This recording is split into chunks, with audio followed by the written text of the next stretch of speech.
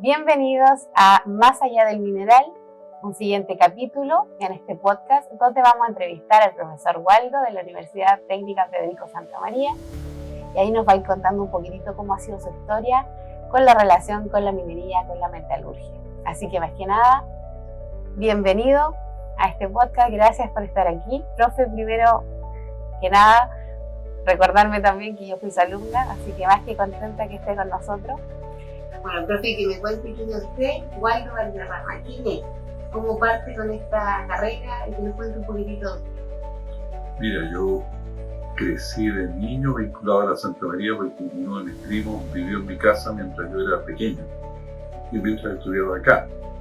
Y tuve que postular a la universidad, lo tenía más que claro, Santa María y bueno, alguna otra cosa por cumplir nomás, pero así que llegué de 16 años acá pensando en que iba a estudiar ingeniería química. Todos mis compañeros de curso nos venimos 6 para acá y en la historia electrónica yo siempre yéndome por el otro camino. Sin embargo, en algún momento del primer año fui a visitar en aquel entonces profesor Manuel Tubino, para descanso hoy día, y ahí salí convertido en metalurgia. Así que de ahí para adelante metalurgia fue mi destino. Pero nosotros estudiamos en una época de currículum flexible, así es que también uno iba tomando cursos en la medida de sus intereses. Nosotros en esa época teníamos una orientación esencialmente hacia la ingeniería de materiales y de metales en particular. El diseño original de la carrera estaba destinado a ser soporte del desarrollo de ingeniería nuclear en Chile, del desarrollo nuclear. Sin embargo, en 1975 eso se acaba, nosotros terminando de estudiar, las empresas metalúrgicas quebrando después de el Pacto Andino, un tratado comercial que había en la época, y que de repente nos ofrecen trabajar en la universidad y salir a estudiar, y bueno, ya. Lo que pensé que podía ser una etapa de mi vida se transformó en mi vida completa, ¿no? Ahora, de vuelta de una temporada de perfeccionamiento, ¿a qué me dedico? En la universidad hay que hacer algo. Entonces, ya tendré que hacer algo de acero, pero acero de construcción, me puse a ver cuáles son los aceros que más se consumen en Chile. El de construcción, pero eso no tiene ninguna gracia. El siguiente, aceros de desgaste para la minería, ese es. Y así fue. Así que partimos, me acuerdo que hicimos algunos experimentos iniciales, así, muy académicos, pero el despegue vino cuando invitamos a Telfer Norman, el padre de todas las aleaciones que se usan hoy día en la minería, que trabajaba en Climax, en esa época ya estaba retirado. Lo invitamos a dar un seminario el año 83. Fue un éxito el seminario. Y a los 2 meses siguientes estábamos trabajando en la disputada en medir tasa de desgaste de bolas de molino para el recientemente inaugurado molino SAC de disputada que había partido el 81. ¿Ahí le tocó ir a disputada? Pasaba metido ahí dentro del molino, o sea, primero marcando bolas, lanzando bolas al molino, después había que ir a buscarlas, primero lo hacíamos de forma manual, después hicimos un convenio con la Comisión Chilena de Energía Nuclear y se empezaron a usar marcas radiactivas, primero marcas radiactivas sólidas, pero alguna bola se partió y quedó algún alambrillo de iridio dando vueltas por ahí, así que no más con eso, y de ahí para adelante se usaron trazadores líquidos. Profe, que la voy a interrumpir un poquito ahí, pero ¿qué se siente estar dentro de un molino? Estar en la realidad. O sea, la universidad es, pizarra o simulaciones o aparatos en miniatura. Estar ahí en la realidad, además que nosotros estábamos buscando bolas mientras había otra gente cambiando revestimiento, entra, sale, máquinas, van, vienen. De repente, además, cuando recién uno se mete en un molino y se empieza a enfriar el molino, algunas bolas se parten y salen volando. Así que la cosa además era peligrosa.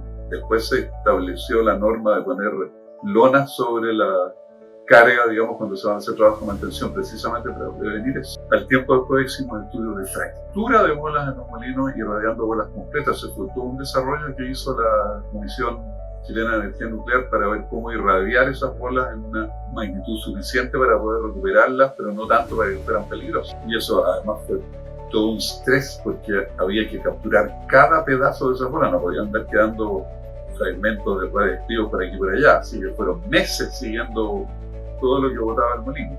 Pero así partimos. Ahora, mientras estábamos en estos estudios de bola, después seguimos con revestimiento, desgaste de revestimiento, calidad de materiales, pero empecé a dar cuenta que el tema del diseño, revestimiento, el funcionamiento del molino era, pero, como le diría, terreno virgen. O sea, los revestimientos se diseñaban así, se gastó mucho aquí, pongámosle más carne aquí, quitémosle acá. Era una cosa absolutamente artesanal así. Entonces que ahí nos dio por estudiar el movimiento de carga y empezar a entender el molino como máquina, porque la gente que trabajaba moliendo en esa época trabajaba con modelo cinético. El modelo cinético basta por ignorar los detalles espaciales. Simplemente es un balance entre lo que entra y lo que sale, pero no qué pasa dentro del molino. Entonces nosotros estudiamos, además eso fue una cuestión de estrategia. Si todo el mundo trabaja en eso, para poder hacer algo nuevo y poder destacarse, hay que hacer algo distinto. Así que pongámonos a estudiar molino. Nos aliamos con la Universidad de Concepción, con el CIM, que es un financiamiento del Programa de las Naciones Unidas para el Desarrollo, el PNUD. Hicimos un gran proyecto donde yo logré comprar una cámara de cine de alta velocidad, con lo cual filmamos, construimos un molino de tapa transparente con la ayuda de los colegas. Todo esto, cuando uno cuenta historias, pareciera que lo hubiera hecho uno, pero en realidad no es cierto. Uno simplemente fue parte de un equipo y probablemente tomaba algunas decisiones específicas, pero siempre es un trabajo de colaboración. Bueno, hicimos todas esas cosas y después nos pusimos a estudiar, a cuestionar el diseño de revestimientos. Tuvimos un pelo de ser los primeros en el mundo en poner un revestimiento tal como se usan hoy día, de pared inclinada. Un parto al jefe de planta que era nuestro apoyo, y el proyecto, el reemplazo dijo: yo no entiendo nada de esta cosa, no me quiero meter. Así que el proyecto quedó en suspenso y a los 3 o 4 meses apareció bajo la lumbrera allá en Argentina, con lo mismo que habíamos hecho nosotros. ¡Ah, qué rabia! Pero bueno, así son las reglas del juego. Y en vista de eso, en los años siguientes nos pusimos a estudiar, bueno, ¿y cómo monitoreamos el movimiento de la carga? Y ahí surgió por accidente el tema del sonido. Estábamos en el congreso de moliendas en autógena en Vancouver, y un colega que habíamos conocido en el Teniente nos dice: me compré un aparato, la oreja eléctrica, pero no entiendo qué señal es la que da, no logro interpretar eso. Entonces, nosotros, yo y mi colega Jorge Pons de electrónica, que ya sabíamos esto de cómo llegar a terreno, nosotros te podemos estudiar el problema. Así que 3 meses después estábamos instalados ahí en la planta de Candelaria, sacando señal del micrófono que estaba instalado en el molino, que en realidad era una bocina, ni siquiera era un micrófono.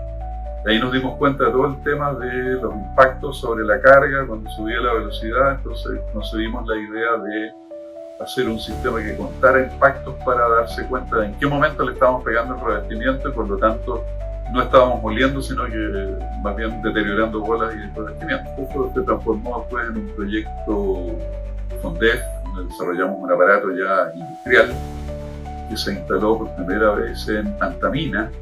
Eso fue en alianza con FL Smith y Phelps Dodge, que era en ese momento el dueño de Candelaria. El siguiente se instaló en México y el tercero se instaló en Antamina. Y después ya empezamos a construir, formamos una empresa, ETT, que construyó una cantidad de esos instrumentos que están repartidos en 4 continentes, digamos. En la Antártida no hemos logrado poner ninguno todavía. Oh, profe, qué interesante. A mí me llama la atención 2 cosas. Bueno, en realidad todo es interesante, pero 2 cosas que quiero destacar. Una, como es la conexión de la academia con la industria, cómo se hace esa conexión, en el fondo, ese interés, ese contacto, de repente da como ese susto. ¿Cómo hago el contacto? ¿O llego y llamo? ¿Cómo puedes romper barreras para contactar al principio a la industria? Mira, lo primero es una convicción de que tu tarea es trabajar con el mundo industrial. Eso es una convicción, porque uno perfectamente se puede quedar en la universidad, vivir de congresos, publicaciones y hacer esa vida, y que, si bien es muy legítima, es otra vida.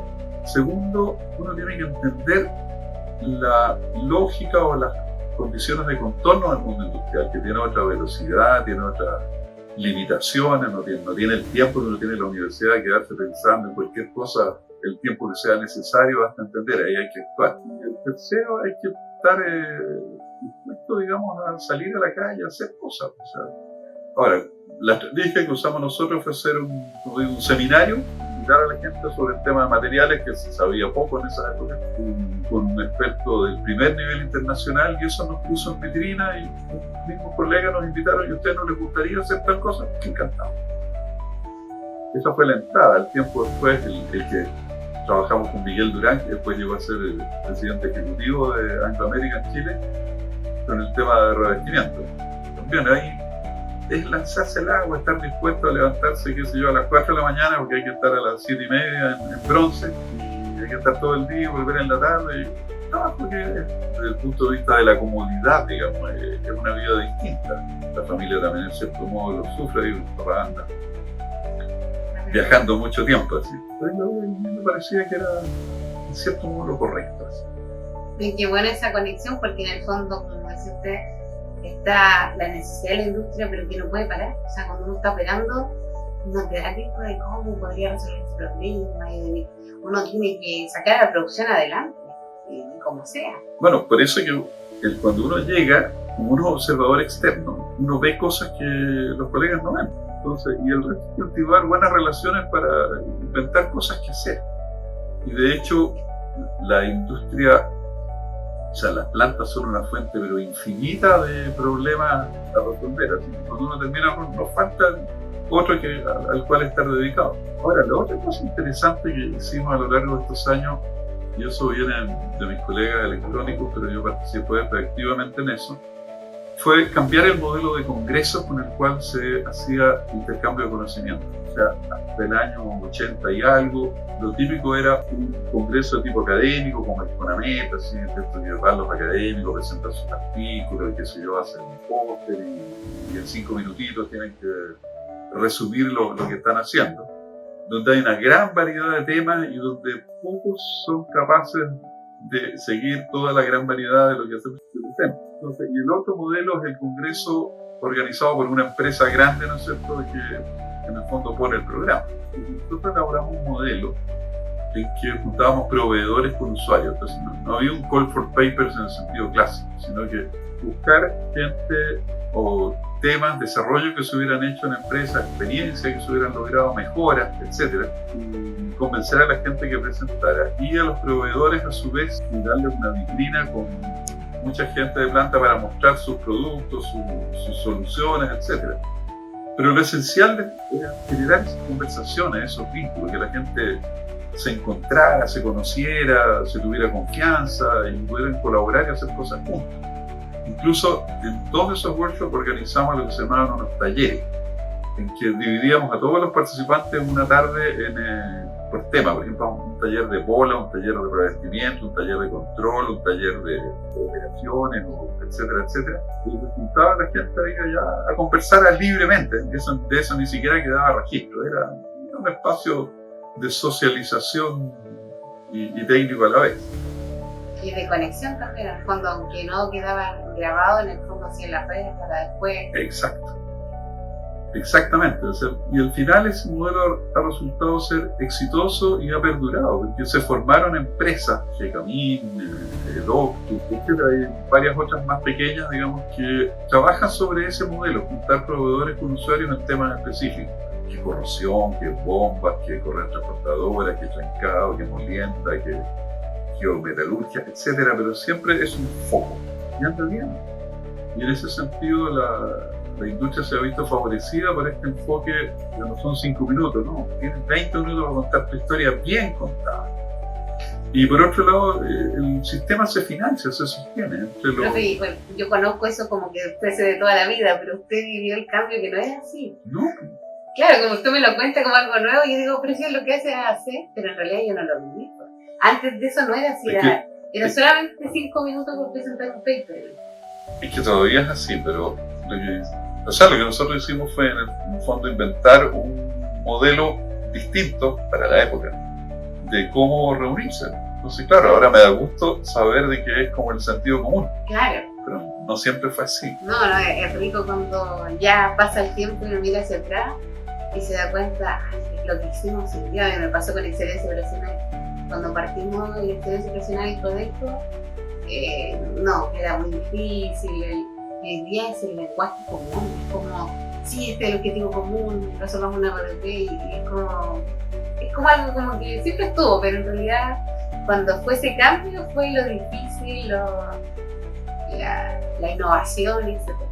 Así que lo encuentro súper destacable. Creo que lo otro que quería destacar es que usted dijo, me llamó la atención, que me quería que la industria estaba aquí haciendo X, pero yo me quise hacer algo nuevo.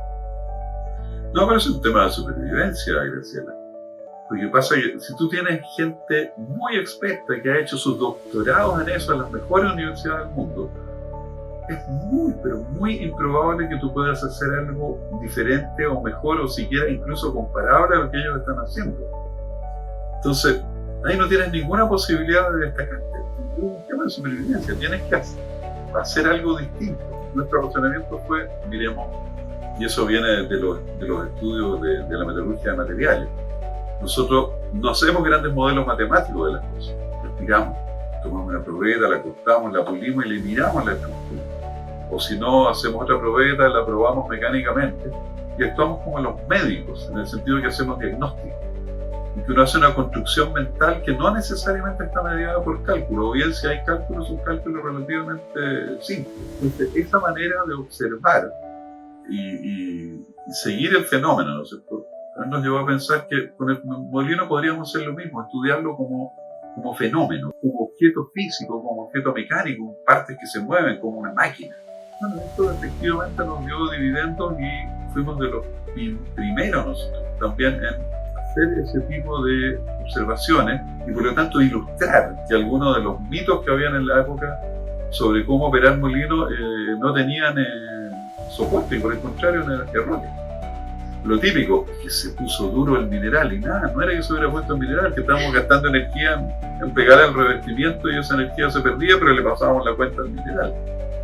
Ese era un cuento típico y no tenía nada que ver. Yo lo encuentro genial porque de hecho eso, si bien las tecnologías van cambiando, la forma de hacer congresos como contaba van cambiando, pero lo que yo creo que no debería cambiar es esa ansia de buscar esa supervivencia. Porque hoy día, por ejemplo, yo salgo y digo para las nuevas generaciones, no, mi carrera está llena, ¿qué hago? ¿Cómo logro empleabilidad? Y en realidad es mirando algo, ¿qué es lo que está faltando en el mercado? Porque quizá yo, sin experiencia, que voy saliendo recién de la universidad, o de un técnico, de un colegio, ¿qué le voy a ganar a una persona que lleva años en la industria? No me van a contratar, pero si yo empiezo, no sé, a ver algo de otra forma, mirar una solución distinta, e incluso, no sé, yo voy a aconsejar algunas generaciones, cuando no tengo pega, léanse las memorias que han hecho otras personas, que sí, y ahí ustedes pueden decir, ¿sabes qué? Quizás yo lo hubiese resolvido de otra forma. Y eso me parece súper bueno de poder transmitirlo, lo que usted ha tenido ese sentido de supervivencia, en este caso en la academia, conectando con la industria, pero esto también se aplica a toda la área en el fondo. No, mira, yo siempre, como te digo, fui un outsider, o sea, no jugué con las reglas, por eso nunca tampoco pasé de ser profesor auxiliar y nunca me interesó mucho tampoco, debo confesarlo. Lo que sí me parecía importante era ser original y hacer cosas que tuvieran impacto. Una de las maneras que tuve de desviarme de la línea principal fue estudiar negocio. En el año 85, o sea, cuando estábamos recién partiendo con estas cosas de pruebas en la industria, yo me metí a la escuela de negocio, la Golfo, que en ese momento además estaba ligada a la Santa María. Hice un programa, el DBA, una especie de, se llamaba Diploma de Posgrado en Administración de Empresas. Era una especie de MBA. Todavía no se inventaba el MBA, después se inventó como un producto posterior. Entonces, ¿cuál era el objetivo? Saber pensar como hombre de empresa, ponerme en el lugar y tener las categorías mentales, digamos, de la persona que está dirigiendo una planta, que está dirigiendo un equipo y que tiene que pensar sistemáticamente en seguridad, en costo, tiene que pensar en adaptarse, digamos, en problemas laborales, tiene que tomar decisiones operacionales, tiene que hacer presupuesto, presentar informes y persuadir a mucha gente de mantenerse en ciertas líneas. todo eso es el tipo de cosas que se aprenden en una escuela de negocios. A vivir en un sistema que tiene muchas dimensiones. Cuando vivir en ese programa también marcó mi carrera. Después yo, en la época que empezaron los proyectos ya no científicos, sino que de innovación, cuando parte el FONDEF después del PNUD, nosotros escribíamos re buenos proyectos, porque sabíamos de qué es lo que había que buscar. No era un proyecto científico, no, teníamos que pensar cuál es el modelo de negocio para una determinada innovación, partíamos de ahí. Entonces eso también fue bastante, como te diría, definitorio en el tipo de cosas que después estuvimos haciendo.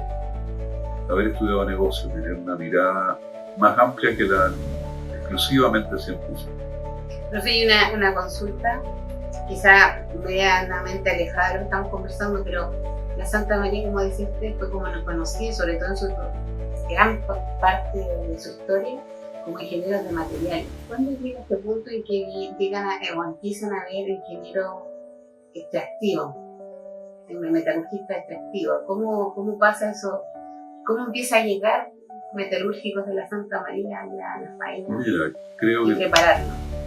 Quizás tuve bastante que ver con eso. O sea, en primer lugar, por haber, junto con Sergio Stay y Juan Basualdo, empezamos a trabajar en temas mineros, de materiales, pero para la industria minera. En esa convivencia del resto era una cosa obvia, o sea, el mercado laboral, las oportunidades, por ejemplo, de conseguir soporte para proyectos de investigación. En el mundo de los materiales eso era impensable. La industria más grande en la época que estoy hablando movía, ponle tú, $40 millones, cuando la industria minera movía 5.000.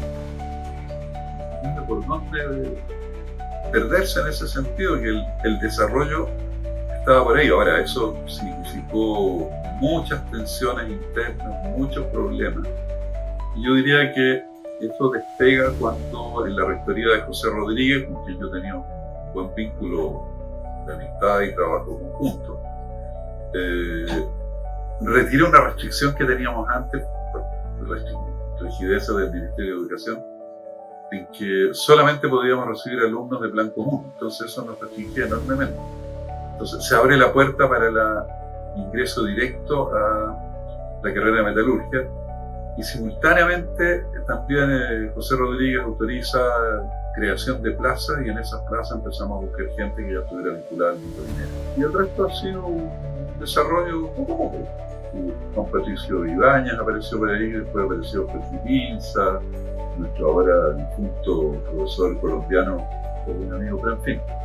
Y de ahí para adelante ya como que empezó a ser de sentido común. Yo recuerdo en aquella época, cuando estábamos en esas discusiones, haber hecho un análisis de a dónde iban a trabajar los metalúrgicos. Tomé la lista completa, empecé a buscar uno por uno dónde se había ido a trabajar. Bueno, tomando un bloque de 6, de esos 6, 3 se habían ido a trabajar al mundo minero, en temas, digamos, operacionales de minería. Uno estaba dedicado a cosas de materiales, pero generalmente como proveedor, fundición, soldadura, etcétera, etcétera. Uno estaba dedicado a cualquier cosa y el resto le habían perdido la pista. O sea, estoy diciendo que el 50% de los egresados estaban en la minería y solamente un 16% trabajaba en cosas de materiales. Y el otro 33% estaba en, digamos, cosas diversas. Entonces, no había por dónde perderse, ahí estaba el mercado laboral. Y también eso fue una batalla, porque por supuesto eso desafiaba las condiciones iniciales, los credos por los cuales se había formado la carrera, pero era un tema también de supervivencia. Estuvimos listos muchas veces para cerrar la carrera y nos hubiéramos dispersado. Entonces había que tener una población estudiantil razonable. Claro.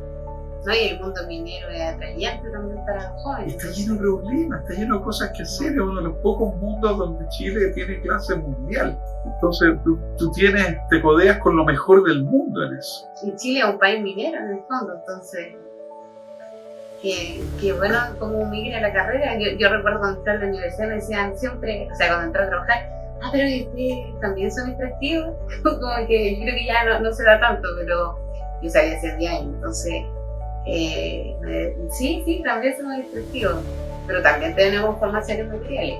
Creo que también da una buena ventaja entender no solamente la parte extractiva, sino también esa mirada como decía usted, mirar las cosas, observar qué está pasando acá, porque más allá de que si bien yo no voy a trabajar con el material, con el acero quizás, cuando soy extractivo, pero sí tengo esa capacidad de entender el método y aplicarlo a la extractiva. Yo lo encontré genial, por lo menos en mi experiencia, así que... Bueno, compartimos con la Universidad de Santiago esa forma de ver la metalurgia. En otras universidades la cosa no es así. Concepción tiene eso separado y siempre fue una cosa optativa, o sea, o te vas por aquí o te vas por allá, pero no hacía los dos.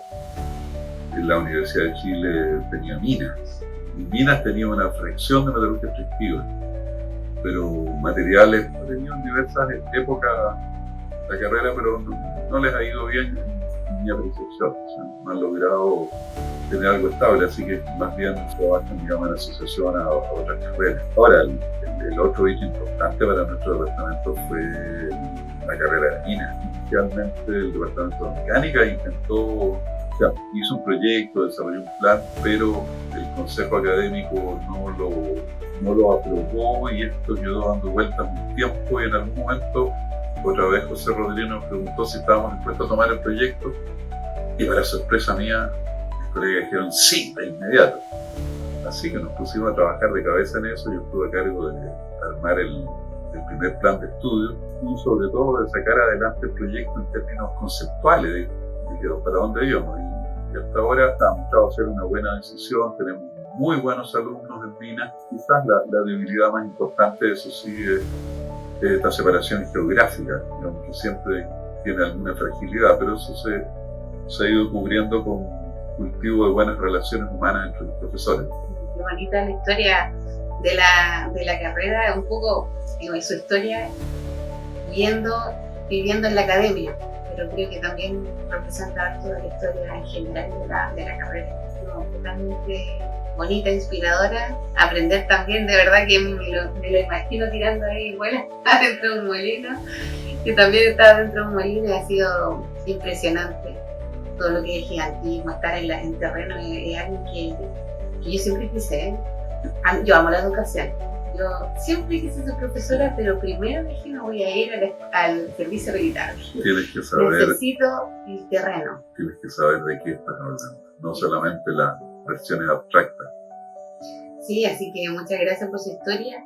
Y quiero preguntarle ahora cómo en los últimos tiempos, cómo también hoy día una nueva generación, quizás cómo lo ve usted, esto que están saliendo nuevas tecnologías. Yo creo, a mi juicio, que hoy día la ingeniería de materiales igual va a tener alta relevancia, porque hoy día va a estar lleno de robots, esto ya está viniendo. Hay que ver los materiales para los drones y que resistan, por ejemplo, a ambiente ácido, ambiente abrasivo, en minería, porque hoy día va la tecnología hacia allá. Como también un metalurgista, un minero o alguien que quiera trabajar en minería para no perder el apellido, ¿cómo puede ir formándose también hacia allá? Y cómo quizás los conocimientos de materiales le ayudan también, o de metalurgia. ¿Qué desafío ven ustedes ahí hacia lo que viene, en el fondo, que está cambiando? Mira, lo primero que no hay que perder de vista es que la minería es un eslabón insustituible de toda la vida civilizada. O sea, para hacer lo que sea necesitas materiales y los materiales se construyen a partir de materias primas que se extraen de la tierra. Y extraer de la tierra no es un tema, digamos, que sea de aficionado, se requiere profesionales en la geología, en la extracción minera, en el procesamiento. Y ambos sabemos muy bien que basta hacer un poquito más las cosas y las recuperaciones bajan, o se producen accidentes o fugas, o bien simplemente empezamos a moler piedra, digamos, sin valor. O sea, hacerlo bien, de forma económica, en un escenario donde a su vez los yacimientos más ricos ya hace tiempo que son historia. Es una tarea profesional sumamente exigente. Así que lo primero es una convicción de que tú eres absolutamente necesaria. O sea, no hay camiones, no hay teléfonos celulares, no hay autos eléctricos, sino están estos distinguidos servidores, claro, en la primera cadena. Pero sin ese cimiento todo el resto no tiene dónde apoyarse. Ahora, las nuevas maneras de pensar, de analizar, están pidiendo su aplicación también en este campo. Así que yo creo que el camino, digamos, de aplicar inteligencia artificial, aplicar métodos de simulación, todo lo que por ejemplo, el control en base a Twin Models, son cosas que hoy día o sea, la gente debe prepararse para utilizar esas herramientas en forma habitual, con confianza. Ahora, para eso la universidad lo que tiene que hacer es permitirte jugar con eso. Siempre va a haber un grupo de gente que tiene que sostener la operación y que tiene que estar capacitada, pero tiene que haber otros más rupturistas. Y probablemente para eso las universidades van a seguir siendo importantes, para mostrarte cosas que no necesariamente son útiles en el momento, pero que tú en el proceso de exploración le vas encontrando sentido. Además que en la universidad se generan otro tipo de conversaciones. En una época que tenía, por ejemplo, tener los mejores equipos en la universidad, hubieron 2 fax en una época. El de la biblioteca, que era un servicio para toda la institución, y el de mi oficina. O si no, lo mismo que las impresoras láser. Hubieron 2 impresoras láser. Otra vez, la biblioteca que competíamos con Oscar Campos, y el segundo era el de la de mi oficina. Entonces, hoy en una época yo tuve un notebook que todavía lo conservo, que era pero lejos el computador más potente que había en la universidad como computador personal. Todo el mundo tenía 2 megas de RAM, yo tenía 16. Y era una cosa chica y yo la trasladaba a todas partes. Entonces, ese tipo de, ¿cómo te diría?, de espíritu. Yo recuerdo que a los alumnos que trabajaban en esa época les resultaba inspirador, o sea, esto de estar en contacto con lo más nuevo, así. Hoy día, por supuesto, son otras cosas los más nuevos, pero el estar en contacto con eso, tener la posibilidad de inventar aplicaciones o pensar qué podríamos hacer. Los primeros informes que le entregamos a la diputada, por ejemplo, en vez de hacerse con impresora matriz de punto que puede que tú ni siquiera conozcas, nosotros lo hacíamos con láser y con ni siquiera era procesador de texto, sino que estos editores de libros, estos publishing. Entonces, eran unos libros. Entonces, desde el punto de vista del cliente, unos gráficos impecables, la impresión perfecta, todo bien encuadernado. Y eso era parte de la magia de entregar un conocimiento así, respaldado además por un sentido de hacerlo bien en todos los ámbitos y con las mejores herramientas. No, y eso le da también como competitividad en el mercado, como atracción.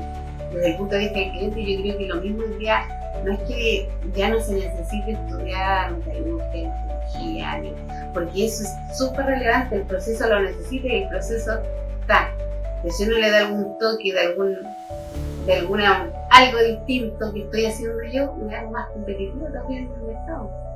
Tienes que posicionarte para eso, claro, tienes que tener idea. Ahora, eso te digo, generalmente surge de conversaciones ociosas. De cuando, qué sé yo, cuando están entre medio de unas pocas cervezas o están ahí bromeando y de repente alguien lanza esas ideas. Y muchas cosas surgen de eso. Yo me acuerdo que en una clase dijo, el mejor tiempo para hacer algo es cuando no tienes nada que hacer. Y yo nunca leí esa frase y dije, claro, hace poco tiempo cuando renuncié a la minería, dije, he hecho una cantidad de cosas. En teoría no tenía nada que hacer porque renuncié a hacer los turnos, a trabajar, pero qué tanta cosa. Y siempre me tengo grabada esa frase, el mejor tiempo para hacer algo es cuando no tienes nada que hacer.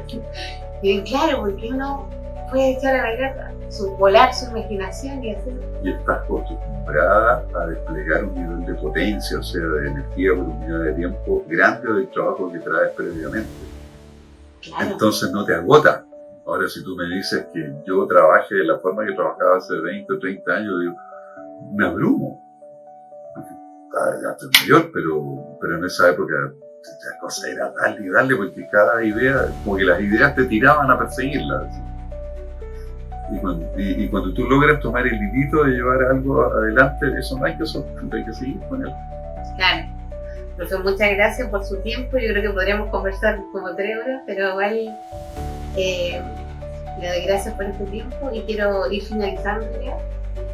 La verdad es que me ha gustado mucho este podcast porque con cariño, yo me acuerdo cuando hacía clases, entonces es como nostálgico y lindo a la vez conversar con ustedes. Y ahora quiero preguntarle un mensaje final, dos preguntas en el fondo para usted. ¿Qué significa ser un minero? La segunda y un mensaje a las nuevas generaciones. Lo que usted quiera decir. Mira, un minero es una persona profundamente conectada con la tierra, con su estructura, con su ser íntimo, y donde tú desarrollas no solamente conocimiento, sino que también afecto. Yo en congresos he visto gente que cuenta sus experiencias y tú te das cuenta de que lo que te está contando esa persona no es solamente un tema, un conocimiento, te está hablando de su vida. Yo creo que hay que ser capaz de vivir la minería así como algo de la cual tú eres parte y que también eso es algo esencial en ti. Y el mensaje es: sigue tus corazonadas, sigue tus sueños, quéjate poco y más bien busca por dónde están las oportunidades de ser constructivo y eso transfórmalo en hechos, en realizaciones. Digo, quejarse poco y trabajar todo lo que se pueda. Yo creo que esa es la moraleja. Muchas gracias, profe, y muchas gracias por su tiempo. A ti por escucharme.